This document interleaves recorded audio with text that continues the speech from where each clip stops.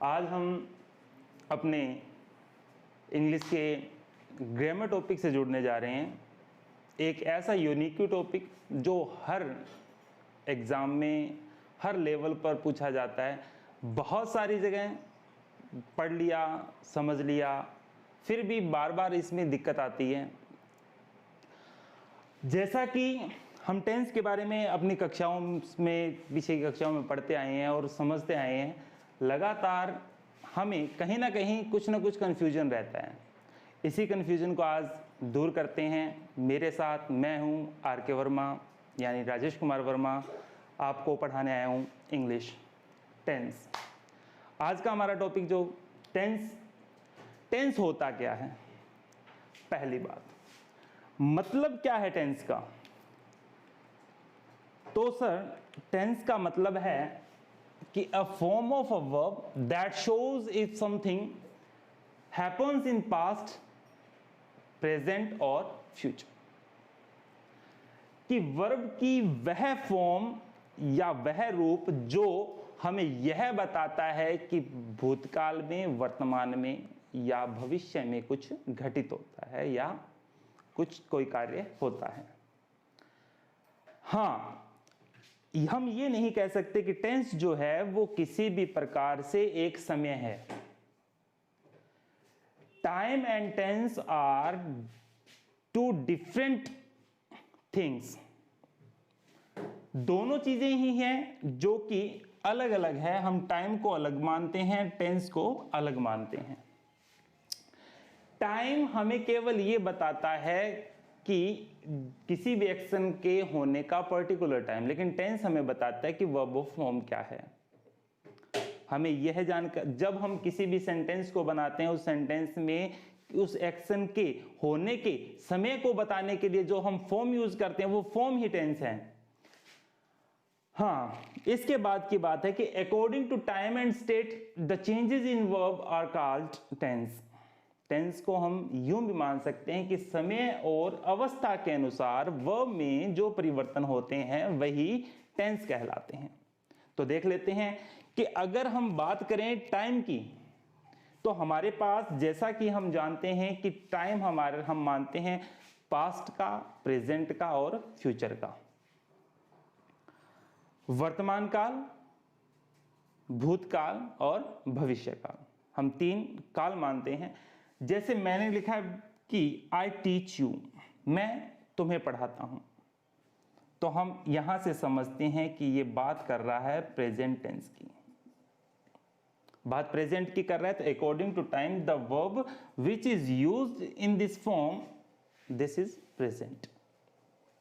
इसके बाद मैंने लिखा है आई टोट यू, यहां पर यह बात कर रहा है पास्ट की, यानी दूसरा समय की बात करें तो क्या है? पास्ट है। आई शैल टीच यू, यहां पर फॉर्म फिर से यह बात कर रहा है फ्यूचर की। तो समय के अनुसार जो वर्ब होती है वो तीन भागों में बांटी जाती है, कि वर्तमान काल में, भूतकाल में और भविष्य काल में। In present, past and future. हाँ, उसके बाद बात आती है स्टेट की, कि स्टेट के अनुसार, अवस्था के अनुसार टेंस कितने प्रकार के होते हैं। अवस्था के अनुसार बोलें, स्टेट के अनुसार बोलें, तो कोई भी काम को करने, किसी भी एक्शन को होने की अलग अलग कंडीशंस होती हैं, अलग अलग स्टेट्स होती हैं, जिनको हम 4 स्टेट्स में बांटते हैं। एक ऐसी स्टेट जिसमें केवल किसी कार्य के होने का केवल ज्ञान होता है, हमें पता चलता है कि ये कार्य होता है, ये कब हुआ, हो रहा है या पूरा हो चुका है, इसकी हमें जानकारी नहीं होती है। इसको हम इंडिफिनिट टेंस बोलते हैं। जैसे कि एग्जाम्पल है आई टीच यू टेंस, मैं तुम्हें टेंस पढ़ाता हूं। यह एक सामान्य एक्टिविटी की बात कर रहा है। अब ये कब होता है, पूरा हो चुका है या हो रहा है, ऐसी कोई कंडीशन नहीं बता रहा है, ऐसी कोई जानकारी हमें नहीं दे रहा है। इसीलिए हम इसे सिंपल, या हम बोल सकते हैं इसे एक इंडिफिनिट फॉर्म बोलते हैं, इंडिफिनिट फॉर्म ऑफ वर्ब बोलते हैं। इसके बाद I am teaching you tense, तो यहां पर मैं तुम्हें टेंस पढ़ा रहा हूं, यानी यहां पर ये बात कंटिन्यूटी की कर रहा है कि एक एक्टिविटी जो है वो एक फ्लो में, एक वे में चल रही है। यहां पर इसे हम, ये जो फॉर्म है इसे हम प्रोग्रेसिव फॉर्म बोलते हैं या कंटिन्यूअस फॉर्म बोलते हैं।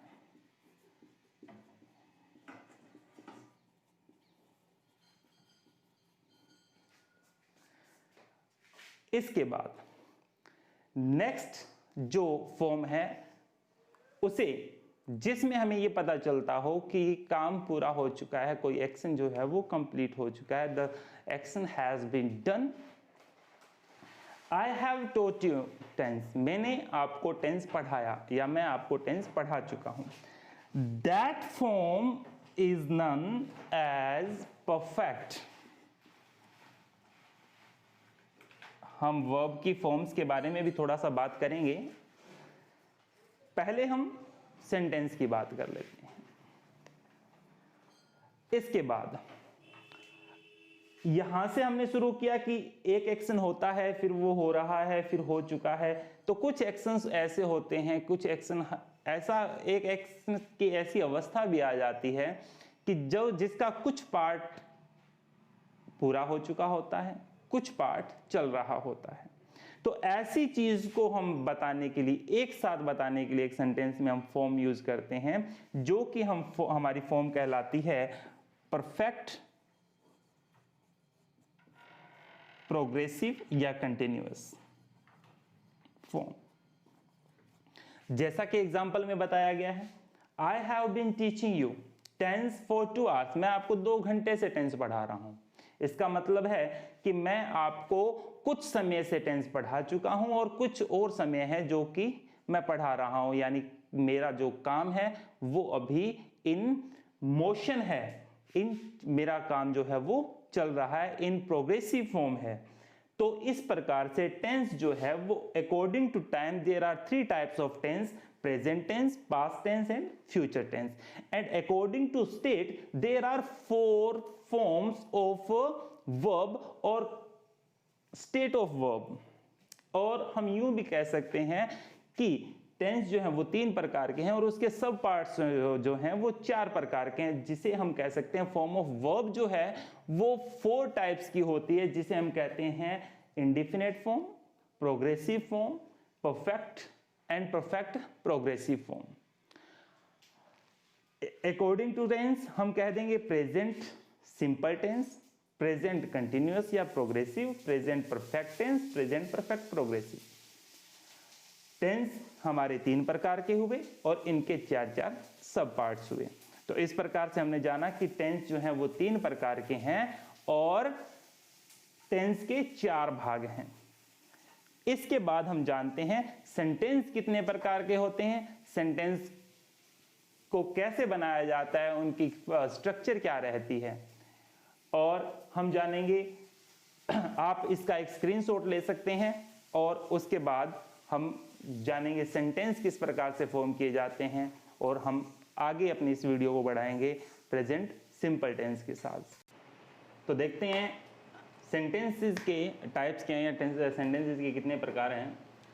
सेंटेंस जो भी हम बनाते हैं वो 4 प्रकार से बनाया जाता है, 4 फॉर्म में होता है, एफर्मेटिव, नेगेटिव, इंटेरोगेटिव और इंटेरोगेटिव नेगेटिव। पॉजिटिव फॉर्म जो है सेंटेंस की वो हमेशा subject plus verb, subject plus verb plus object और अदर वर्ड की फॉर्म में लिखा जाता है।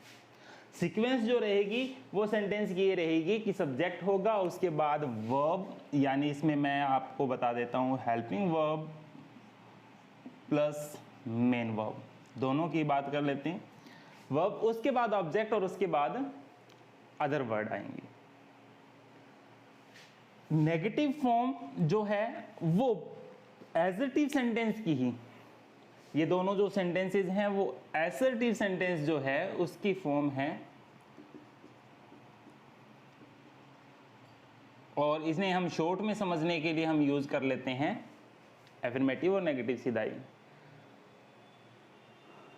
दूसरी जो फॉर्म है सेंटेंस की, नेगेटिव सेंटेंस, और ये नेगेटिव सेंटेंस जो है वो subject plus helping verb plus not plus main verb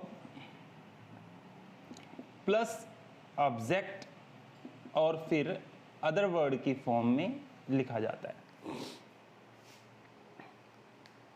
इसके बाद जो इंटेरोगेटिव सेंटेंस है, यानी वे वाक्य जो कि इंक्वायरी के लिए यूज किए जाते हैं, प्रश्न पूछने के लिए प्रयोग किए जाते हैं, वो सारे सेंटेंस इंटेरोगेटिव। और ये इंटेरोगेटिव सेंटेंस जो हैं वो दो प्रकार से बनाए जाते हैं, एक हेल्पिंग वर्ब से और दूसरा क्वेश्चन वर्ड से।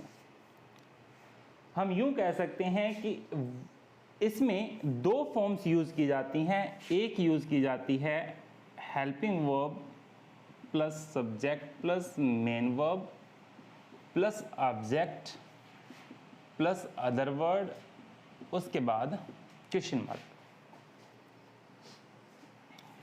दूसरी जो फॉर्म है वो यूज की जाती है question word, helping verb plus subject plus main verb और अदर वर्ड,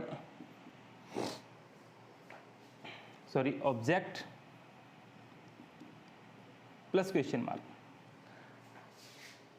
इंटेरोगेटिव सेंटेंस में जो दो फॉर्म्स यूज की जाती हैं वो एक तो होती है यस नो टाइप क्वेश्चन के लिए, जिनका उत्तर हम हाँ या ना में दें, और इनको हमेशा हेल्पिंग वर्ब से ही बनाया जाता है। इसमें वो सारे कंटेंट जो हमने यहाँ पर यूज किए हैं, यानी सब्जेक्ट भी है, वर्ब भी है, ऑब्जेक्ट भी है, अदर वर्ड भी है, वो सारे ही यूज किए जाते हैं। अब बात नेगेटिव की आती है तो वो सेम ही कंटेंट रहता है, केवल हम इसमें नोट का यूज कर लेते हैं, नोट प्लस मेन वर्ब आ जाती है। लेकिन जब इंटेरोगेटिव सेंटेंस की बात करें और इसमें हम जो सेंटेंस हैं वो हेल्पिंग वर्ब से बनाएंगे, वो सारे सेंटेंस जिनका हम उत्तर या आंसर जो हाँ या ना में प्राप्त करते हैं उनको हम हेल्पिंग वर्ब से बनाते हैं, और वो सारे कंटेंट जो हमने ऊपर के सेंटेंस में यूज किए हैं वो सेम ही कंटेंट हम इसमें यूज कर लेते हैं, और केवल जो हेल्पिंग वर्ब है वो सब्जेक्ट से पहले यूज कर लेते हैं। बस इतना फॉर्म में चेंज करने पर ये इंटेरोगेटिव सेंटेंस बन जाता है। इसके बाद नेक्स्ट जो है, इसकी दूसरी फॉर्म जो है वो क्वेश्चन वर्ड से है। अब क्वेश्चन वर्ड से जो भी सेंटेंस बनाया जाता है, इसमें हमेशा जिस बारे में क्वेश्चन किया जाता है वो कंटेंट हमेशा मिसिंग हो जाता है। जैसे कि अगर सब्जेक्ट से संबंधित है तो सब्जेक्ट मिस हो जाएगा, मेन वर्ब से है तो दूसरी वर्ब यहाँ पर यूज हो जाएगी, ऑब्जेक्ट से है तो ऑब्जेक्ट मिस हो जाएगा, और अदर वर्ड से है रिलेटेड तो अदर वर्ड में से कोई वर्ड मिस हो जाएगा, और उसकी जगह हम सेंटेंस के स्टार्ट में WH वर्ड यूज कर लेते हैं। और सेंटेंस की स्ट्रक्चर यही रहेगी, क्वेश्चन वर्ड, उसके बाद हेल्पिंग वर्ब, फिर सब्जेक्ट, फिर मेन वर्ब, और उसके बाद ऑब्जेक्ट, फिर क्वेश्चन मार्क। और इसके बाद नेक्स्ट फॉर्म है इंटेरोगेटिव नेगेटिव सेंटेंस की फॉर्म। अब ये सेम ही फॉर्म के अंदर हम केवल नोट यूज कर लेते हैं, यानी ये इंटेरोगेटिव सेंटेंस की नेगेटिव फॉर्म है। जैसे कि ये असर्टिव सेंटेंस की एफर्मेटिव फॉर्म थी, ये नेगेटिव फॉर्म थी, ऐसे ही इंटेरोगेटिव की ये एफर्मेटिव फॉर्म है, और इंटेरोगेटिव नेगेटिव की या इंटेरोगेटिव की ये नेगेटिव फॉर्म होगी, जिसे हम यूज करेंगे helping verb plus subject plus not plus main verb, उसके बाद other word object plus question mark और अदर वर्ड। सेकंड वही अगर हम कहें WH वर्ड से, या हम कहें दूसरी फॉर्म जो क्वेश्चन वर्ड से है, वो question word plus helping verb plus subject, फिर नोट, फिर मेन वर्ब, फिर ऑब्जेक्ट, उसके बाद क्वेश्चन मार्क। इस प्रकार से चारों फॉर्म्स ही सेंटेंस में यूज की जाती हैं और सारी सेंटेंस स्ट्रक्चर जो है वो प्रत्येक टेंस में यूज की जाती है। और इसके बाद हम देखते हैं आगे टेंस के अकॉर्डिंग हम पर टेंस में हम कैसे यूज किया जाता है, उस टेंस का कैसे यूज होगा, उसमें सेंटेंस फॉर्मेशन क्या होगी, वर्ब रिलेटेड क्या क्या चेंजेस होते हैं, वर्ब का कैसे यूज किया जाता है, कौन सी वर्ब यूज की जाएगी, इससे रिलेटेड हम जानते हैं अपने आगे प्रेजेंट सिंपल में। आगे हम देखते हैं प्रेजेंट इंडेफिनिट या सिंपल टेंस। तो स्टूडेंट्स इसकी पहचान होती है ता है, ती है, ते है, ता हूं, यानी वो सेंटेंसेस जो हम जनरली बताते हैं, वो सारे सेंटेंसेस जो यूज करते हैं, ऐसे सेंटेंसेस जिनमें हम अपने हैबिचुअल एक्शन को, यूनिवर्सल ट्रूथ को और साइंटिफिक फैक्ट्स को बताते हैं, उन सभी को बताने के लिए, उन सबको एक्सप्रेस करने के लिए हम प्रेजेंट सिंपल का यूज करते हैं। और इन सेंटेंसेस में जनरली अंत में in the last of the sentence ता है, ती है, ते है, ता हूं जैसे शब्द पाए जाते हैं, शब्द लिखे जाते हैं, आते हैं। इन सारे सेंटेंसेस की स्ट्रक्चर जो है वो प्रेजेंट सिंपल टेंस के अंडर बनाई जाती है और इनकी जो सेंटेंस स्ट्रक्चर है वो यूं रहती है कि एफर्मेटिव सेंटेंस की स्ट्रक्चर जो होगी वो subject plus first form of verb और first form of verb plus S E S plus object. Negative sentence की स्ट्रक्चर सब्जेक्ट प्लस डू और does plus not plus first form of verb plus object. Interrogative sentence की structure do और does plus subject plus first form of verb plus object plus question mark. फिर interrogative sentence की structure do या does plus subject plus first form of verb plus object रखी जाती है। तो दोस्तों इस प्रकार से सेंटेंस स्ट्रक्चर जो है फर्स्ट ऑफ थिंग आती है। सेंटेंस स्ट्रक्चर तो वो सभी में सेम ही है, फॉर्म ऑफ वर्ब जो है वो सबसे इंपॉर्टेंट है टेंस में। सेंटेंस स्ट्रक्चर जैसा कि हमने पहले पढ़ा कि सेंटेंस स्ट्रक्चर 4 प्रकार की होती है और उन्हीं स्ट्रक्चर के अंदर ये सारे सेंटेंस फॉर्म की जाती हैं, लेकिन वर्ब ऑफ फॉर्म जो है वो प्रत्येक टेंस की अलग अलग है। जैसे कि प्रेजेंट सिंपल के अंदर हम यूज करते हैं first form of verb plus first form of verb या फर्स्ट फॉर्म ऑफ वर्ब के साथ एस या ईएस। अब जैसा कि दोस्तों मैं आपको बताते चलता हूं कि एस या ईएस का फंडा क्या है कि हम किसी भी वर्ब में एस या ईएस यूज करें तो इससे क्या होता है कि नाउन और वर्ब जो है वो ऐसे दो एलिमेंट हैं जो हम जनरली सेंटेंस फॉर्म करने के लिए यूज करते हैं। तो एस या ईएस जो है वो किसी भी अगर नाउन के साथ प्लेस किया जाता है या इसे सफिक्स किया जाता है तो ये नाउन को प्लूरल बना देता है, और ठीक इसका उल्टा यदि इसे एस या ईएस को किसी वर्ब के साथ सफिक्स किया जाता है तो ये वर्ब को सिंगुलर कर देता है। तो सीधी सी बात है कि किसी भी वर्ब, कोई भी वर्ब जो है वो अपने आप में अपने रूट फॉर्म में प्लूरल होती है और उसको हम सिंगुलर करेंगे तो उसको सिंगुलर बनाने के लिए हम इसके साथ एस या ईएस का यूज कर लेते हैं। सब्जेक्ट जो है वो हम सिंगुलर और प्लूरल दो टाइप्स के यूज करते हैं। अब प्लूरल जो सब्जेक्ट होंगे उनके साथ प्लूरल वर्ब का यूज होगा, सिंगुलर जो है उनके साथ सिंगुलर वर्ब का यूज होगा।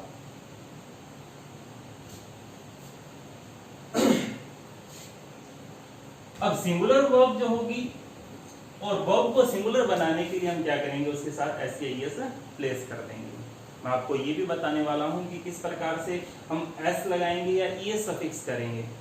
तो इसके लिए हम जान लेते हैं पहले प्लूरल सब्जेक्ट्स जो हम यूज करते हैं इन प्रोनाउन आई, वी, यू और दे। इसके साथ नाउन जो है वो